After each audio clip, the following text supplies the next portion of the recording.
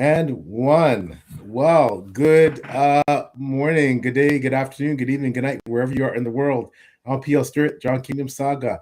I have an incredible guest this afternoon for me on Canada Day. It is Canada Day, so happy Canada Day, all you Canadians who celebrate. Of course, this is the day where it's the National Day of Canada. Normally celebrated July 1st, marks the anniversary of the 1867 Confederation when three separate British colonies, the province of Ontario, sorry, the province of Canada, which was Ontario and Quebec, and then Newfoundland and Nova Scotia joined into this single country. And then it was established as Canada Day in 1982, which is the same year that Canada gained essentially political independence from the UK. So happy Canada Day and all that celebrate. Hopefully your barbecues and your family get-togethers or just relaxing, whatever you're doing is going well. My wonderful guest is someone who I've wanted to interview for quite a while. She is a fantastic author. You see the little poster I got up there, but I like to show off books, so and I love her book covers. They're absolutely fantastic. Burn Red Skies, SPFBO finalist. Someone who a lot of you certainly have heard the name and are familiar with the work, but perhaps maybe you don't know as much about the wonderful person that she is. So I'm here to welcome Kerstin Espinosa Rosero. How are you today? I'm good, thanks. I'm blushing. Like no one's ever introduced me so kindly before, and I didn't know I was making it to Canada Day. Well, thank you so much for coming. I know, unfortunately, it's kind of a hate wave there where you are in Germany. So I'm so honored that you would still choose to join me under those circumstances. So hope you and your family and friends and pets and everyone else are managing to stay cool. Yeah, it's an unprecedented heat wave, so I will take minimal accountability for whatever I say in the next hour. Um, but thanks for having me. Well, we're so happy to have you, and hopefully it won't be too stressful. I'm a huge fan of your work. I'm a huge fan of you as a person. You're such a warm and wonderful person. I've had the privilege of meeting you in person now, at WorldCon in Glasgow, which was wonderful. One of the highlights of my trip and getting to spend some time with you and your lovely partner, and it was just a really, really amazing experience, right? Because again, fan of your work, fan of you, the person that you are, and I think one of the things I so admire about you is that you're so warm and genuine, and you haven't let the spotlight and the acclaim of SPFBO. I mean, the thing about the writing community is some people are humble and they they don't, despite success, they're the same approachable, amazing people, and you're one of them, right? So I hope maybe so. well, I certainly believe so. Maybe perhaps I'd like to start with how have things been going for you in general with your writing and everything else since your marvelous the glory of being an SPFPO finalist. Maybe talk a bit about that experience and how things been going since then for you and your writing. Okay. It's gonna be a roller coaster. So I wrote Burn Red Skies. It was the first thing I had ever written. Um, and it was an SPFBO finalist, and that was the first, like my first ever intro to the author community in general. Um, and I met such amazing people through it. Like some of my closest friends right now are people I've met in real life through SPFBO, through the author community. I mean, you being one of them. Um, and honestly, for me, that alone made it worth it, right? So um, I finished the second book. I dropped that as well, and then I disappeared. Like it was a long hiatus. I think I was gone for a few years because of, well, corporate burnout, and just generally the pressure of being an indie writer and artist, which I'm sure like most people watching will be familiar with. Just sort of trapped in that sort of writer spiral of being too burned out to write, not writing, and then feeling guilty, which makes the spiral worse. And then um, so I was gone for a while, also from social media, but I actually finished my third book. I know, like who'd have thought? Congratulations. I know, like so I'm done. I'm done, PL. Congratulations. Congratulations. Yeah, but I mean, lessons learned, and from like the previous interviews that I've watched from the series, people will attest that being done with the book is the first step in a long journey to getting it out there, right? So just prepping for that. I'm just glad that I'm done. And I will be preparing it for release. Hopefully this year. Like, just hoping. I know. Thanks. Congratulations. So, okay, so let me just, if you don't mind, let me just delve into some of the fabulous stuff you've said. And of course, I feel you, and I feel empathetic and, sad yet happy and hopeful for you that, because again, you reached in the self-published fantasy world, you're at the top of the mountain, right? You're an SPFBO finalist. You're one of 10. All eyes in the self-published fantasy, community are on you, and you're getting all these interviews and all these great reviews, and you're getting more reviews of your book and more eyes, and you're considered part of this elite group of upper echelon writers. People, there's authors and self-published who would give anything to be where you were, right? And then, but yes, and as amazing it is, it's not all glory, right? It's not as fantastic as all the friends you said you meet and everything else, and this and the notoriety. Then was there a feeling of, okay, I've got that now, but then, like you said, I have my regular job, and it sounds like you're in the corporate world. I still have to contend with that. I have a family and everything else, and now I have to write a sequel, and in some ways the pressure is more because after this SPFBO finalist, okay, so when's the sequel coming? What's going on? When's the series gonna be finished? Like, so was some of that part of what happened, perhaps, to change things for you? I think so. I think so I'm very, very grateful for it. I had so many eyes on my book and on me for the first time, and I wasn't expecting it at all. So I had a lot of eyes on the book, at least. So a lot of people got to sort of witness my my spiral as well, because I was pretty open about it on social media. Because and I wanted to maybe get into that in a bit about how, like, motivation and what to do when you're stuck, and then like just basically at the bottom of the spiral and how you get out of it. But yeah, like I think, what is it, like the higher you go, the harder you fall or something. But I mean, I think it was that, just not being equipped to deal with it, because I had written Burn Red Skies. I know nothing about SPFBO. A friend convinced me to join, so I had written it assuming I'd get maybe like 4 readers, all from like my family. Like, my family didn't even read it, so whatever. It's cool. And then suddenly, like, having more readers, like more and more, and having like wonderful people review it from the SPFBO community. I wasn't actually expecting to write a sequel, let alone finish the trilogy, right? So I thought maybe if I throw out my first book, right, and like 4 people read it, I could take my sweet time, right? Because it's like, come on. But then the more folks who read it, like the more pressure you feel. It's like, oh no, I have to finish this, which is a great thing, of course. Like, I'm very grateful, but also it's pressure I wasn't expecting, wasn't anticipating, right? So yeah, I think that was a factor. Just sort of burning out, basically. Also, social media. Really crashed on social media.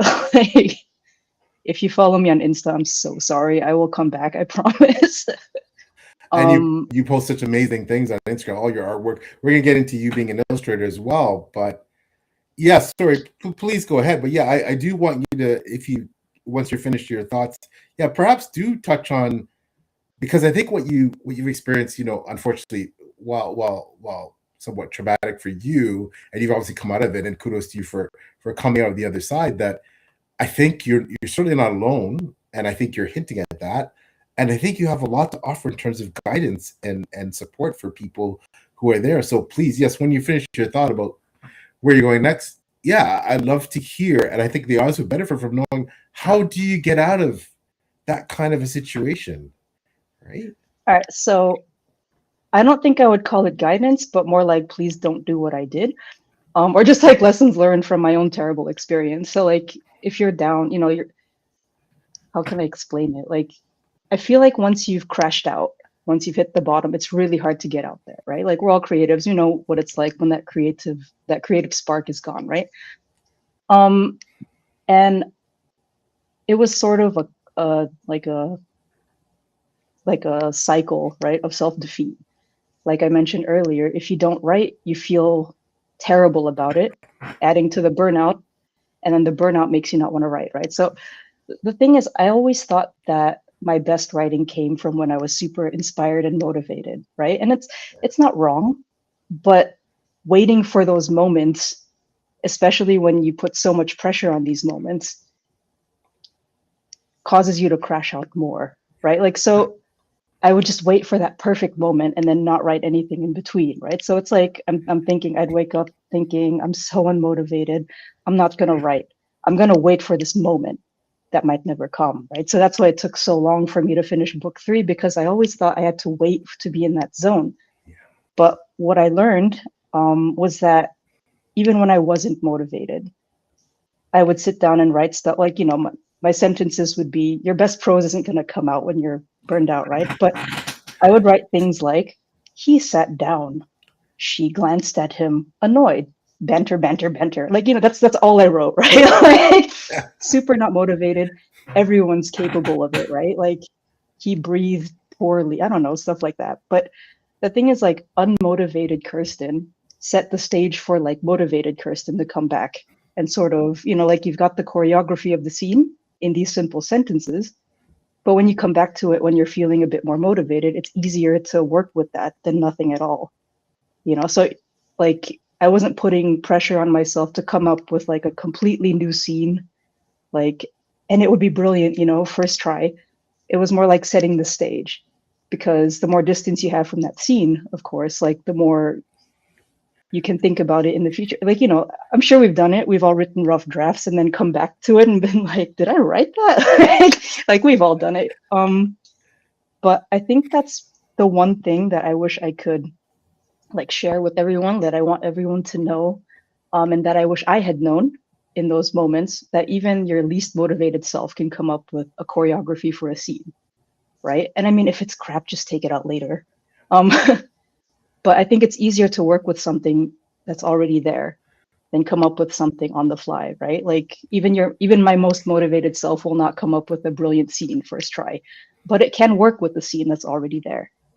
So I think I wouldn't call it a word of wisdom. I would call it something I wish I'd known back then, right? Well, I first, and I do want to get to, because we have a wonderful, wonderful author and friend in the audience. I just want to celebrate the triumph that you are, Kerstin, in that, and that thank you for what you provide to all of us, as an inspiration, as motivation, and also, like you said, advice in terms of, I think it's very, very possible that we can all get there and will get there, have those bottoming out moments, Right. because I think that's sometimes it's part of the creative journey. So thank you for that, and kudos to you, and congratulations for for the triumph, and you're a warrior, and I just one more reason I admire you for what's up. And of course, we recognize that everybody can progress out of that struggle at different paces, and in different Right. Right. ways, and not everyone is going to. It's not necessarily going to be linear. So it's something that's really important to acknowledge, I think, for those of you who may be struggling, just as Kerstin has, as a lot of us have, that it's not necessarily a quick process, and it can go through cycles, but that you can come out of it, right? So, and Kerstin's living proof of that. So, but just another reason why I really admire her. This is the absolutely incredible L. McCrae. One of the. Hi, bestie. How are you doing, Ella? One of the iconic and foundational, I think, indie authors. You talk about indie authors now who have been at it for a while, who have, are masters of the craft, who are examples of how to conduct yourself as an author, who have that combination of talent and being just a good, genuine person that helps everyone out. and that is so well respected. Well, certainly LL is one another SPFBO finalist. She like her, Virginia McLean, Ben Galley, Rob J. Hayes, Dirk Ashton, like all these foundational people that paved the way for writers like myself to, writers like Kerstin to do what we do. LL is part of that group. Always willing to, lend a helping hand and give of herself. So just one of the reasons we love her. So always great to see you, LL. Check out her work, of course, as well. So again, LL is a fantastic writer. She's got a pretty big backlist now, I think, probably 7, 8, 9 books. So, something great to dig into. And again, another SPFBO finalist. Was she in the same year as you, Kerstin? Yep. Yeah. Okay. Yeah. So same year. And what year was that? Remind me, please. What I think it was 21. 2021. Yes. Yeah. Yeah. The same year I was in. So I think part of what's happened, I know if I look at my contemporaries like yourself, et cetera, is that a lot of us having gone through the ups and downs, and come out the other side, I think we're all now in a much different place where we can better support others who go through, some of the same struggles, and that's a good thing, right? That's a good thing. So, Allah says, "Oh yeah, kind of, of course, that's true." And yes, very true. Allah, we gotta support each other. And yeah, SPFBO 7. Yeah, we love you, Allah. You're awesome. So, so now, Kerstin, so you go through SPFBO, the glories. We understand what happened next, and then you're off social media for a while. You're not writing. You're coming out the other side though, and then you look around and you. How do you see the landscape compared to when you were an SPFBO finalist? What's changed since then? What do you think's changed with indie writing, indie science fiction? What's changed with social media? Like, what's changed? Because things change rapidly, I think. Like, what do you think's changed since then? All right, so social media is a fickle beast. And I think my absence has sort of accelerated my aging because like the day I logged back on, I was thinking, what is Blue Sky? Like Blue Sky wasn't a thing when I took a break. What are reels? Like you can repost things. Like, I felt like my hair turned gray spontaneously, right? Like, and like I would post things on Blue Sky accidentally because I'd click on like the post button. I don't know. I'm sure many of you hopefully can relate. I've been so I don't there. feel so alone. Yeah. I've been there. I think like the positives, obviously, are so many sort of ways for authors to connect, right? So there was like before I took my break, I was still on Twitter, which I believe is called, I think, X now. I don't know. Yep. I'm showing my cluelessness. But then a lot of the folks there from the indie fantasy community transferred to Blue Sky, which is like currently a haven, right, for like the indie community. I feel it's very supportive. It's basically like all authors, all supportiveness all the time.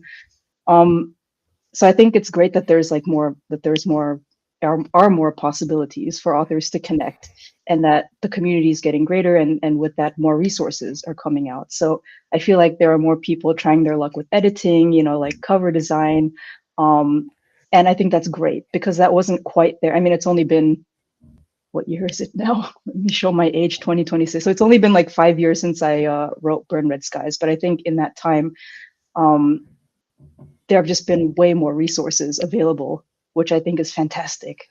And I think a lot of authors are also playing the game in co-op mode, which is great, instead of like seeing each other as a competition, which is what I had been afraid of when I started writing, because you hear about like cutthroat, like sort of, dynamics like in the arts or whatever, but that hasn't been the case, at least in my, from my point of view, in the indie fantasy community. So more resources, definitely, and more ways to find people. Like if I'm looking for an illustrator, word of mouth, You look on Blue Sky, you look on Instagram, all that good stuff, and I think that's fantastic. I don't really. Is there a negative? I mean, aside from me not knowing how social media works now, like I think what I've noticed is that it's overwhelmingly positive. Don't get me wrong, but as I've mentioned, like with SPFBO, it does put a lot more eyes on people, right? So like the more connected you are, the more people are sort of watching you, right? Um, and it's so hard to feel like you're making a mistake in front of so many people. And I feel like I know a lot of authors who've made maybe like one blip or typo, and suddenly people are getting really upset about it. And that makes, you know, like I guess that was there already on Twitter, but like I think it's just more of a possibility now. And that stresses me out coming back into social media because I'm like, oh, what if I make a mistake or whatever? But I mean, I think that's normal. That's always been there. It's just more widespread now, you know, like with all the possibilities, how connected we are. It's inevitable. So it's a good and bad thing, I think. Yeah. Yeah, I totally concur. I totally agree, Kirsten. And I think now it's because I think the indie, especially indie science fiction fantasy community, is now so much better known and is seeping into so many spaces that perhaps they weren't before. That yeah, Mm, and there's this proliferation of talent as well. And again, like you said, 90% positive. But yeah, I think it's again with more eyes on. Unfortunately, there's more scrutiny as well, right?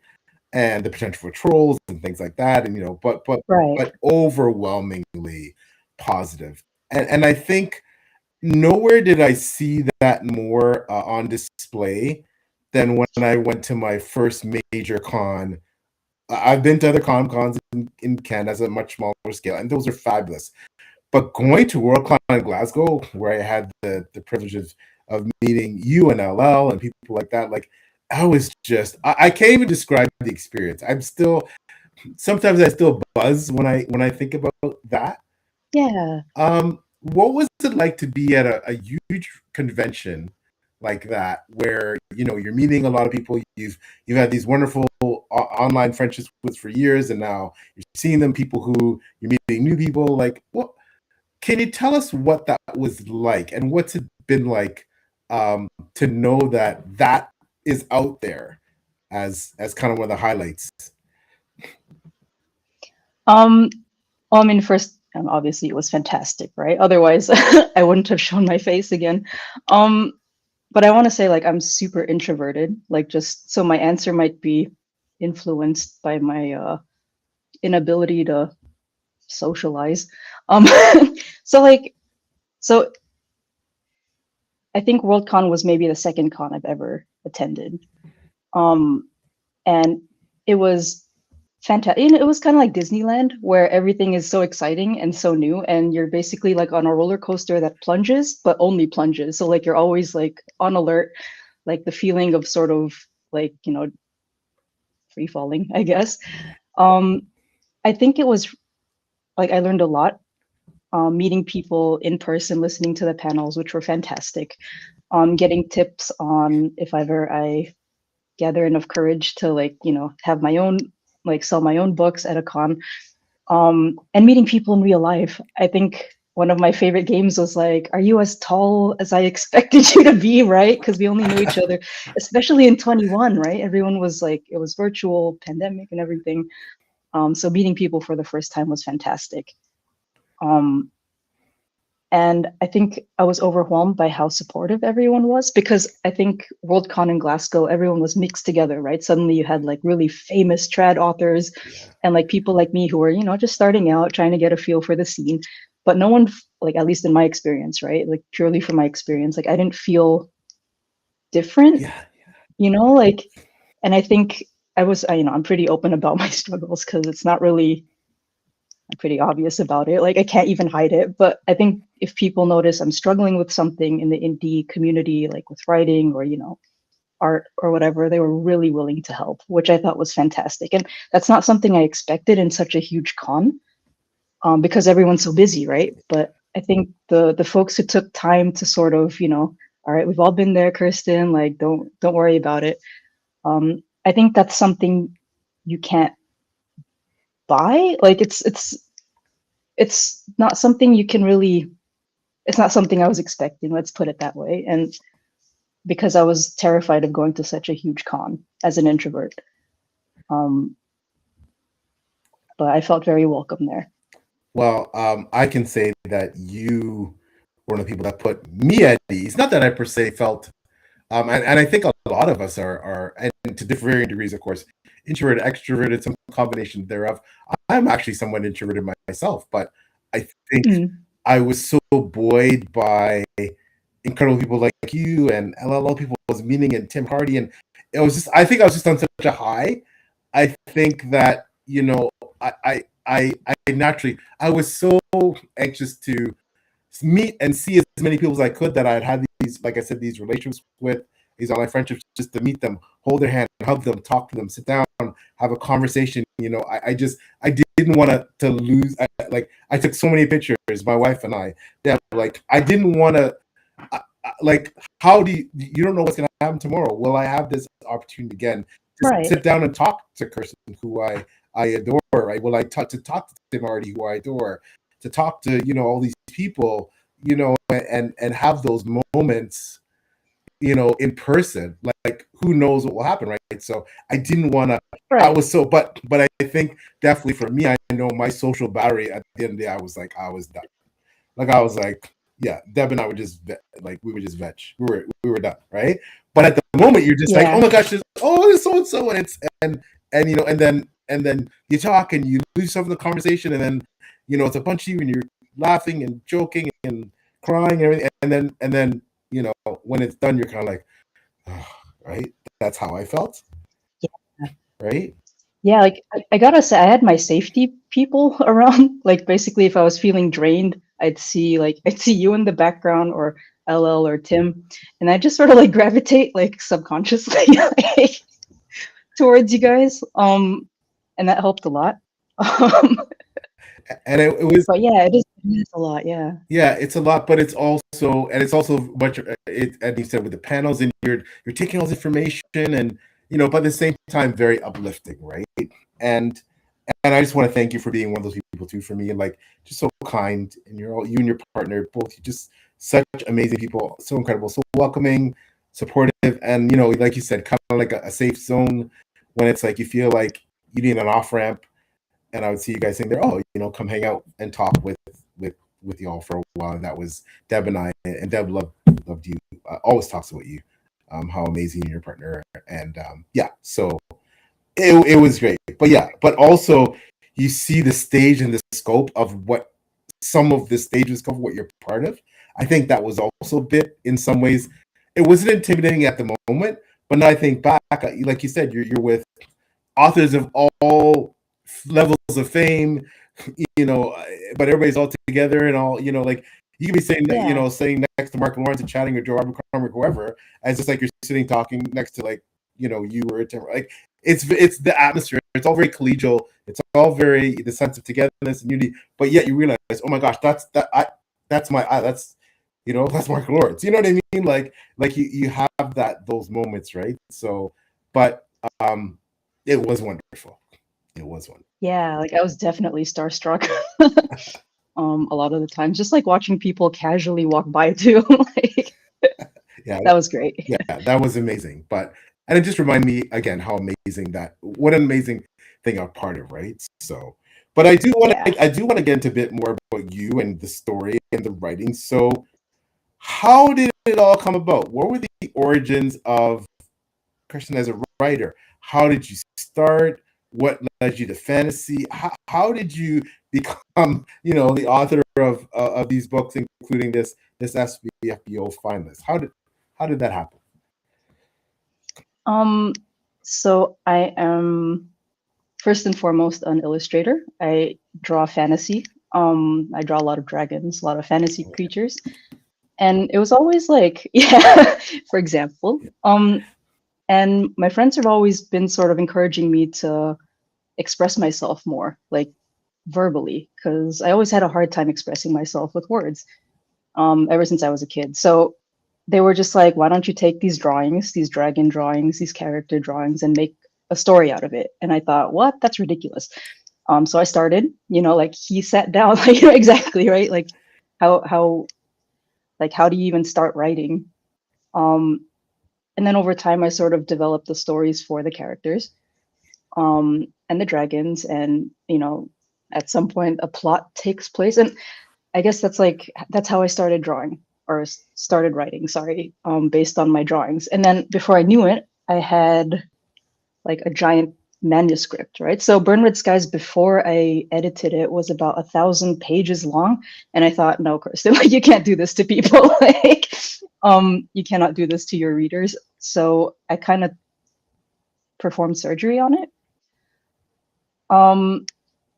And that's how, like, I think it's about 430 pages or something. So I cut down a lot, because a lot of it was backstory that I used for my drawings, right? So I just sort of kind of started blacking out a lot of things. And I thought, hey, this is an actual book. So I'll just, look for a cover designer. I never thought to do it myself, and I'm so glad I didn't. Like, I think for the first project, like, it would have been, one, it would have been too much, and two, my cover designer is Franziska Stern, and she is amazing. Like, we are still really close today. And I'm so glad I found her. But yeah, like, I found the cover, and I didn't have enough money to grab an editor, which I think if I had to do it all over again with what I know now, like, obviously I think I would invest a bit more in it, but at the time I couldn't. So I kind of slapped this book together with Francisca's amazing cover art, and then published it on Amazon, and did absolutely nothing with it. So it was the most quiet release. Like, it was just like, looking back, like, until a friend told me about SPFBO. She was like, oh, did you write this fantasy book? She saw the dragon on the cover and was like, wow, this looks like a fantasy book. And I said, yeah, it is. And she said, join SPFBO 7. I didn't even ask what it was. I thought it would be, I mean, it is a contest, but I thought it would be one of those contests where you submit it, they tell you if you've lost, and then that's it, right? So I wasn't on Facebook, and I didn't have Twitter at the time. So I submitted it, and that was it, right? Like, I did not follow, because I didn't know it was there, right? So it was all on Facebook, it was all on Twitter, like, it was almost like a gladiator battle, right? Like, of books getting knocked out, like, books, like, some blogs. I had Fantasy Faction, and they were doing, like, once they had reached, they every week they would eliminate 5 books, right? It's like, these 5 books have been eliminated, these five, until they came up with the semifinalists and the finalists. And there was a lot of tension. People were like, who's going to make it? Who's going to make it? And I missed all of that. Because I was unaware. Like, I was not aware that it was going on, right? So I was blissfully unaware. Kind of wondering, like, wow, that's cool. Like, on Amazon must be the algorithm, like, more and more people are reading my books. Like, that's weird. Just completely blanking on the connection. And then finally one of the judges contacted me for an interview. It's like, hey, congrats, like, you made it. And I was just like, wow. Made what? And I felt so stupid. Like, and then I started Twitter, all because of SPFBO, so thanks for that. I joined, like, the disaster that was Twitter at the time, and then saw that, wow, this entire community is on Twitter. Like, and well, I mean, that explains, like, my sort of abrupt entry into SPFBO, which I'm, like, eternally grateful for. But it's kind of funny, sort of missing the explosions. Like, you just sort of show up, and like, the battles are all over, and you're thinking, oh no. But yeah, that's how my first book sort of got published. Yeah. Wow. But I think, really, honestly, Kerstin, in retrospect, don't you feel like in some ways you really, although it wasn't planned that you also missed out on perhaps a lot of the, the anxiousness and the like you came in at the point of victory. You came in after someone even said you're an SPFBO finalist, and you weren't even aware that it happened, right? So Yeah. in some ways, perhaps you saved yourself a lot of anxiety and yes, glory and perhaps getting involved in the community earlier and all that, but at the same time, specifically related to the competition, it might have been to your benefit. Have you ever wondered like what it would have been like if you would have gotten the online community earlier, like the positives and negatives, like how that would have turned out? I think when it comes to author anxiety, I imagine if I had known earlier, I would have been way more anxious about the whole thing. But being a finalist and going through the eliminations and the reviews, I think that kind of made up for it, because we were very, very anxious there too. Like we had a self-help group like on Discord, the finalists, where we would just like sort of egg each other on, like, and be each other's sort of comfort during bad reviews, but also like cheerleaders during good reviews. I think it would have been cool to know beforehand, just to know what kind of competition it was, to sort of meet people before you're sort of thrown into the same room as them. But I'm very happy with how it turned out. Like, I am not envious of folks who had to go through that anxiety before the finalists were chosen. So I think I was spared. But don't worry, like being a finalist made up for that anxiety in many ways. So I was not unscathed. I hear you, and I want to come back to that quickly in a minute. Just I want to get to the awesome Shad, buddy. Thanks for coming out. Say hi to Kerstin and support the channel. Shad's a member of the amazing member of the community. I've had the honor of meeting in person at London Comic Con. I hope you're coming back this year, Shad, in the fall. Hope to have Shad on this channel at some point as part of Six Elementals. Yes, I have authors and editors and all these people, in the community, but that community includes readers, and without readers, the community doesn't exist. And Shad is an awesome reader and supporter, so I do want to have him on the channel at some point. Always good to see you, my friend. Says he loves big books, never turns you. Okay, Shad. So this is not that big. As Kerstin said, my copy has 423 pages all in. So hey, that's an investment I think you can certainly handle, and obviously a fantastic book with a lot of acclaim. So check this one out, Shad. And now Kerstin's going to be finishing the series at some point. So he also comments SPFBO was great. Done. Yeah, there you go. Shad comments SPFBO was great. It's such a great competition for self-help authors. It introduced me to a lot of self-help books. Fantasy Faction is great. Yep, no, agreed. And then you're saying about your story about finding out, at the end, it is wow. But I mean, at the same time, like you said, I think it was a positive. And earlier on, Ellen said, "Yep, gotta have great art with fantasy." So, but yeah. So I just want to quickly and sorry, and I forgive me for my fault for anyone who were using this acronym SPFBO, the Self-Published Fantasy Blog Off, an annual competition created by the incredible international best-selling traditional author Mark Lawrence to shine a light on self-published fantasy books. 300 books entered this competition. The rules have changed somewhat. Before it was more of first come, first serve. Now it's more of a lottery. But in any case, 300 books enter. There's 10 blogs assigned. They split the groups, therefore, into books of 30. Each blog essentially evaluates 30 books. They choose between 3 to 7 semifinalists. Then each blog chooses a a finalist, and then those 10 finalists get reviews from all the blogs, and they're ranked to determine an eventual overall winner. So that's the competition in a nutshell. And Kerstin, of course, and people like LL made it to that ultimate, finalist rung. So that's quite a huge accomplishment. So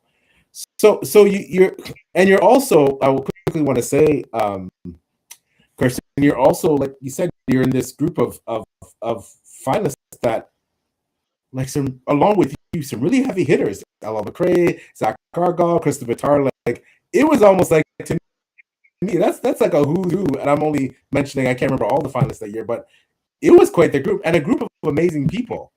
And you said that, you know, you support each other, you boost each other. So have you still largely kept in touch with a lot of the other finalists? Yes. It was great too, because that year was also a mixed bag in terms of experience, right? So you had like really heavy hitters who published a lot of books before, and you had sort of folks who were just kind of like coming out of the woodwork for the first time. And it was just a fountain of wealth, for which I'm eternally grateful. I keep in touch with most folks. And they're still part of my journey, like my author journey. I still bounce ideas off of them. If I have a question, if I want to know something, then I totally annoy them. LL is like nodding in the background, like, yep, she annoys me. but yeah, we still keep in touch, and I like to think we are friends, right? That is awesome. That's absolutely awesome. Okay, I definitely want to get into the work now. So, as I said, SPFBO finalist. So quickly, I should actually maybe just press it with a question. Do you know? And it's okay. Obviously, it's okay if you know. So we're going to assume by your comments that the Burn Red Skies is going to be a trilogy. Is that correct? Yes. Okay, so trilogy. So the Burn Red Skies trilogy, book one, Burn Red Skies. I have not read the sequel, and however, this I will. I plan to read the whole series, obviously, but this was fabulous and well deserving, I Thanks. believe, of the finalist berth. And this is your first novel, correct? Yeah. And it was a brilliant debut, and I think deserving. I'm gonna let you more talk about work rather than me blabbing about it, but multiple POVs, fascinating kingdoms and societies. Um, you know, are you able to give us a bit of an elevator pitch for the book and maybe overall this series? All right. So, interdimensional dragons, elemental magic, airship pirates, and characters with deeply profound identity crises. That's a fantastic pitch, like really succinct, incredibly like poignant pitch. Yep. My guinea pigs approve, yeah. Screaming in the Guinea background. pigs approve. Guinea pigs stand for approval on that elevator pitch. That was fabulous. Yeah, and I guess to get a bit more into it and without giving away spoilers, like, I love so many of the elements here. My favorite character, probably probably the she jackal, right? All right, Valeria. Love that character. Like you said, sky pirates, smugglers. Like it was just a fabulous book. Just can you tell us a bit more about? Oh, Don't let thanks. me. I could start gushing about, but let the author herself. Can you please tell us a bit more about it?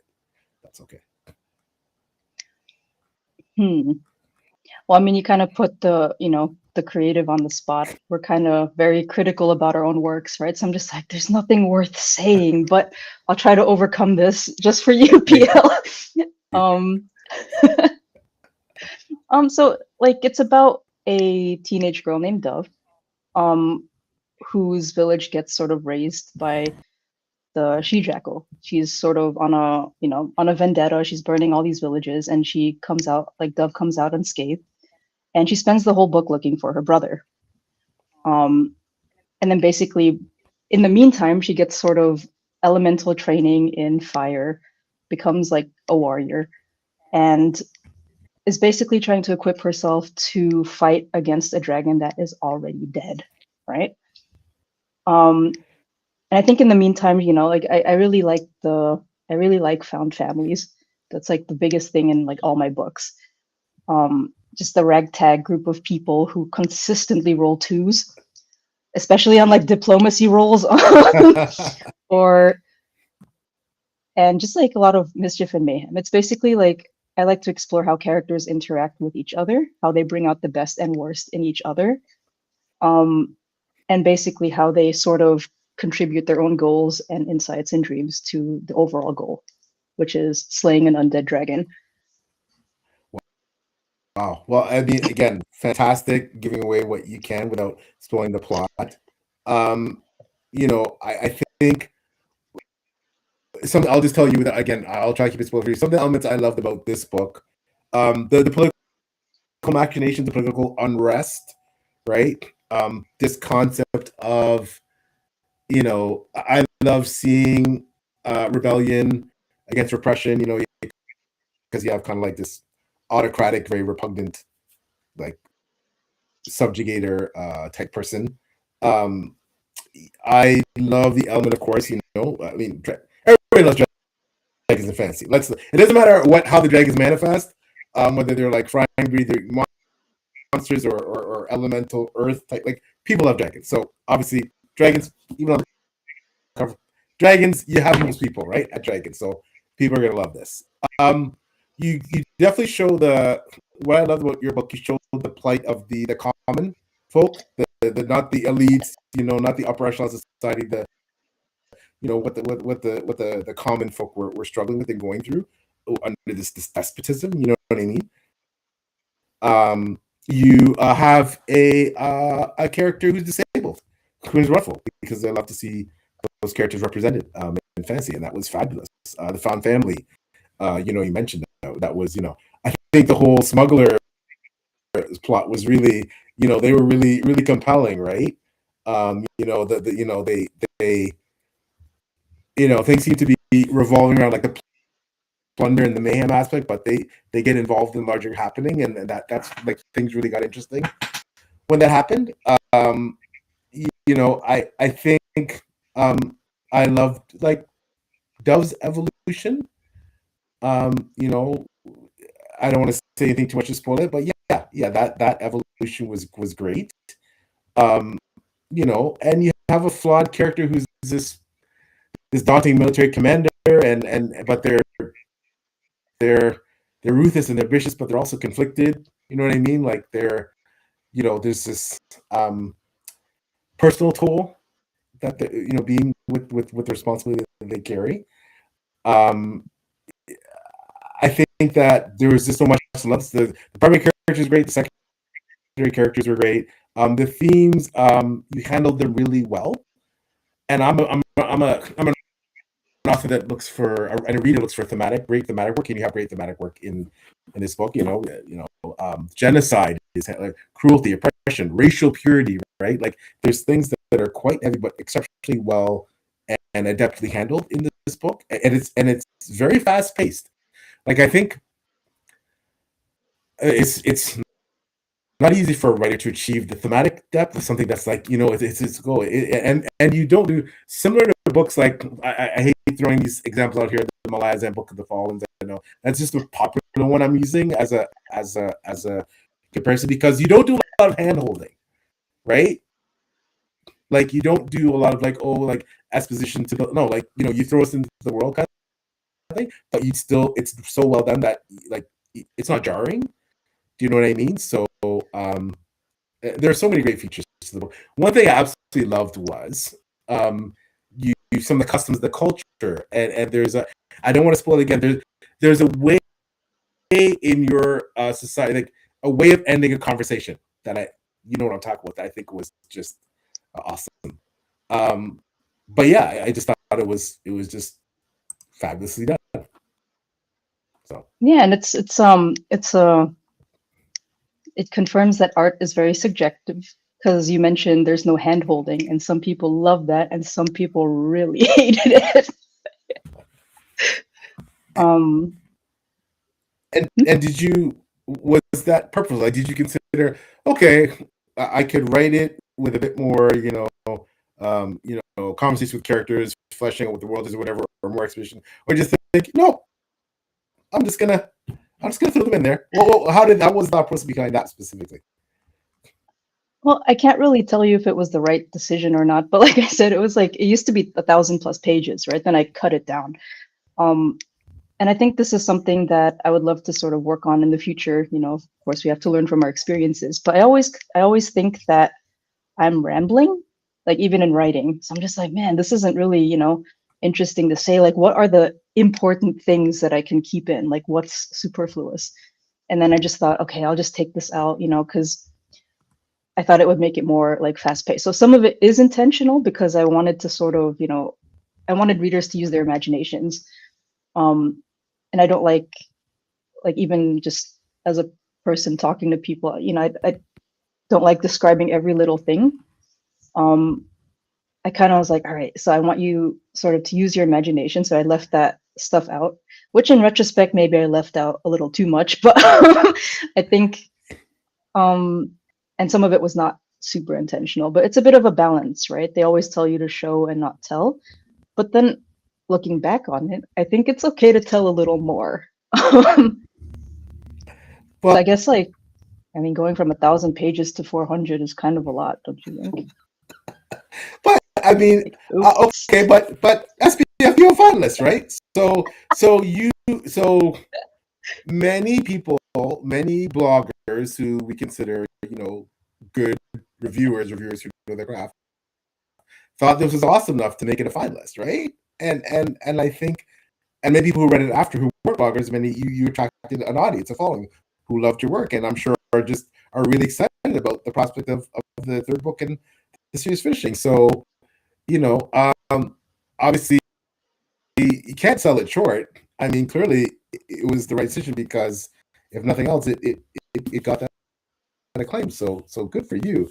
And I guess at the end of the day, it's for your audience to love it, right? Your audience will tell you whether the book is good enough by coming back and reading the next one and wanting the third. So, Yeah.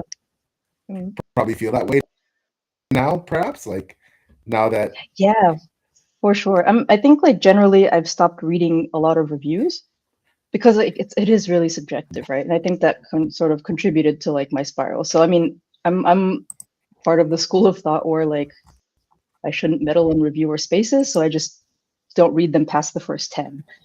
Yeah, no, I hear you, and I should probably get more in that doing. And I still do read my reviews. I still, and I don't comment at any negative ones. I'll either simply like them or I won't say anything. But the positive ones, I definitely still comment. I think I'm still in that stage where I feel myself. I'm a very small unknown author that I'm grateful for every little person that, like you said, not your mother, or your partner, or whatever, that's read your book, and people from all over the world I don't know, and they took the time to read and leave a rating or a comment. I guess I'm still in that mode. I probably shouldn't, but I'm still there anyways. It is. No, absolutely. That's not to say I'm not grateful for every review I get. Oh no, I didn't mean to imply that at all. No, I know you are. So yeah, so please don't. I apologize. Don't think that. But yeah, I and people don't read through. Some people are because they just simply can't engage with that. It's too anxiety inducing, and I totally respect and understand. I appreciate why.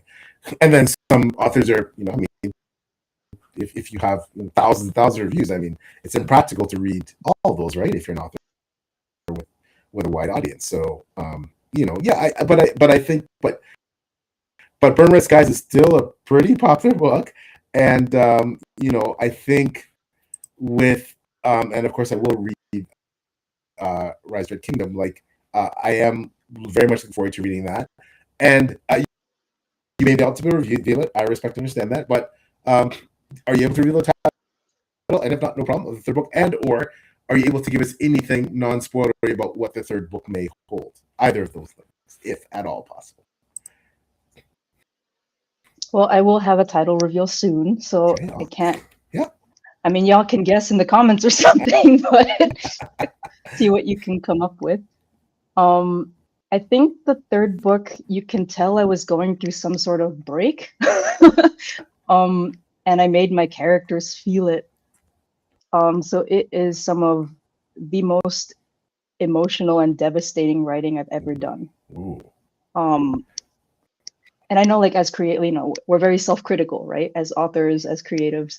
So it's easy to say man, this really sucks. And I mean, I do sometimes, but I was reading over it the other day and my heart broke just by how I saw some of the devastation I felt in real life, in these characters. So I want to say it's not all bleak. I don't do grimdark. So it's not going to be all doom and gloom, but it is everything that you liked about Burn Red Skies and Rise Red Kingdom is pretty amplified in the third book. So if you don't like Burn Red Skies and Rise Red Kingdom, don't read it.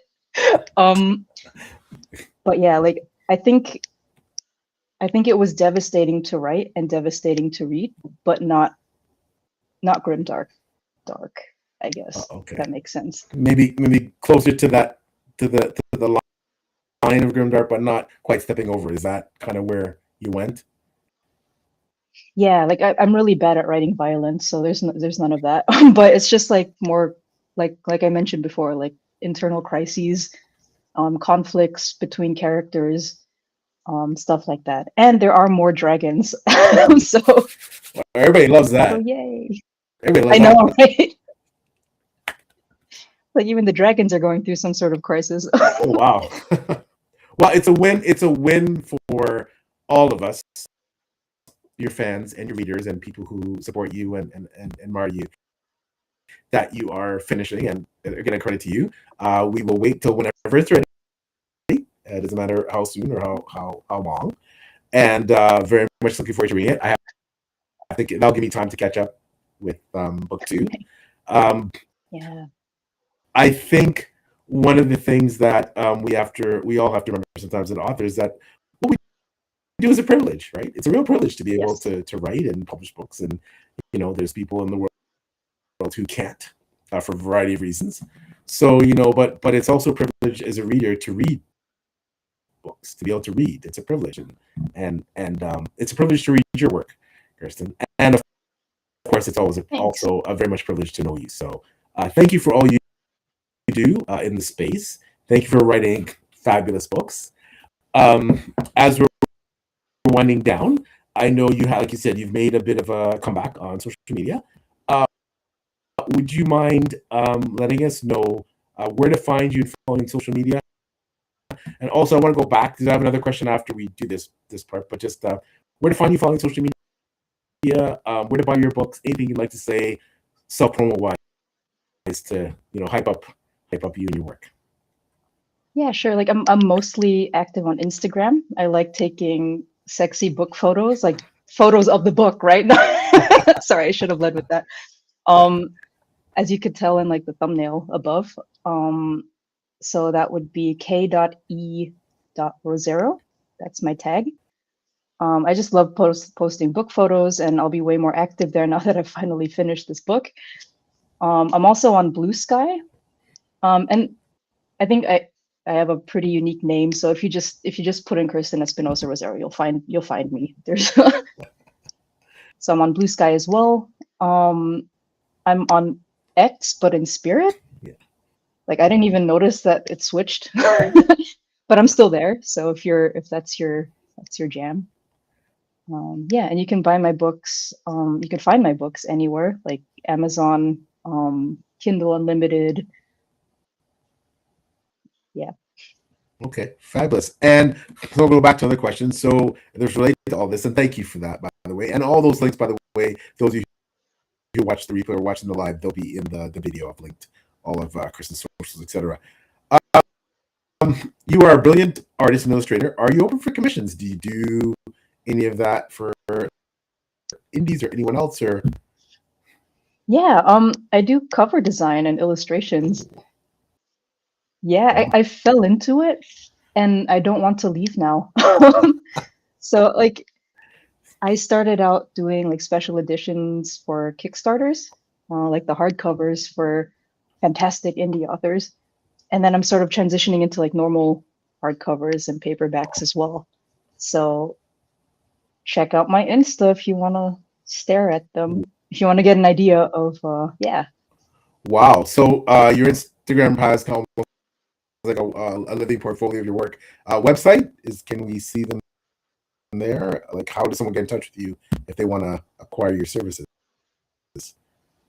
Yeah, it's ke-rosero.com. So you could, it's a work in progress. I haven't updated it in a while, but thanks to this interview, I will soon. Sorry about that. I like how I dropped it and then thought about it and was like, no, but it will be. Oh, that's awesome. Oh, that's awesome. Well, this is very motivating in many ways. Yeah. Well, I'm happy it could be. I know that you're a fabulous artist. I highly recommend folks out there, if you're watching this, you're looking for a cover artist, check out Kerstin's stuff. She does some amazing work. Check out her Instagram, especially because, as we all know, Instagram is very visual. So that's where I think, like you said, as you pointed out aptly, you get the wow factor of the stuff that you do. So yeah. Instagram's like a bubble, like my safe bubble. I think when I was thrown into Twitter, I was overwhelmed with how vast it was. Like, but Instagram's a safe pocket, so I'll be there for a while. Yeah, Instagram is wonderful, and but like I said, folks, you're looking for a potential cover artist, check out Kerstin's work, and check out, of course, her books. As I said, SPFBO Finalist in 2021. Burn Red Skies. The series is called Burn Red Skies. 2 books out currently are Burn Red Skies and Rise Red Kingdom, and the 3rd one will be coming out at some point to complete the trilogy. So here's a good time to invest and catch up. I know I have to after read the 2nd book, but I did love the 1st one. Check out my review on Goodreads of that book as well. So as we wind down, it's time for me to do my shameless self-promo stuff as well. I'm P.L. Stewart. I am the author of the Dragon Kingdom Saga, starting with book 1 at Dragon Kingdom, in a 7-book series of which 6 are published, and the 7th book, entitled Sure Steel, is coming out early in 2027. The current release is book 6, the second last book in the series, entitled A Black Dragon on Red. Thank you. I'm also have inspiration. There you go. Hopefully, amazing. Hopefully you give me so much, Kerstin. Hopefully I can give back a little bit of what you give to us. Absolutely. You're the best. Thank you. The short story Forest Dark related to my Dragon Kingdom universe in the Shapers World Anthology, Shapers World 5, brilliant anthology with fabulous authors such as MJ Kuhn. Read this for all the other authors' work. There's some great short stories in here. Yeah, my story Forest Dark is smack dab in the middle. My first foray into the world of fantasy horror, but again, linked to my Dragon Kingdom universe. You might want to check this out somewhere after you read book 3 towards book 6, somewhere in there, so you don't feel too spoiled, perhaps, but you may not feel spoiled. You may just find it as an addition to the universe. So, Forest Dark and Shapers of Worlds 5. And finally, regarding the rest of social media stuff, almost everything on my Twitter /X, Blue Sky, Instagram, Facebook, it's all at P.L. Stewart Writes. The website's plstewart.com. The YouTube channel, the Dragon Kingdom Saga, here where I get to interview amazing creatives such as Kerstin, as well with my brilliant colleague Taylor from Between the Pages. Check out her channel, wonderful YouTuber. We're under the Page Turning umbrella, and we do the Page Turning interview series. I'm also part of teams for the awesome blogs and magazines, Crypto Magazine, and Before I Go blog. So check me out there as well. Kerstin, you've been so generous with your time. You've been so generous with and so courageous to come on and speak to me while things are melting over there in a heat wave in Germany. Thank you so much for sacrificing your time and your comfort to do that. Always love talking to you. It's great to see you. I hope I get to see you again in the future. Please keep in touch. We'll keep in touch. Buy Kerstin's books. They're awesome. Check out her art, and if you're looking again for a cover artist, check out her Instagram and her website. And we will be signing off. So we'll see you next time. Thank you. Thanks for having me. Thank you for coming so much. And thanks to everyone in the chat that came by. You're what makes this type of long form content amazing. And of course, thanks to everyone who's going to watch the replay.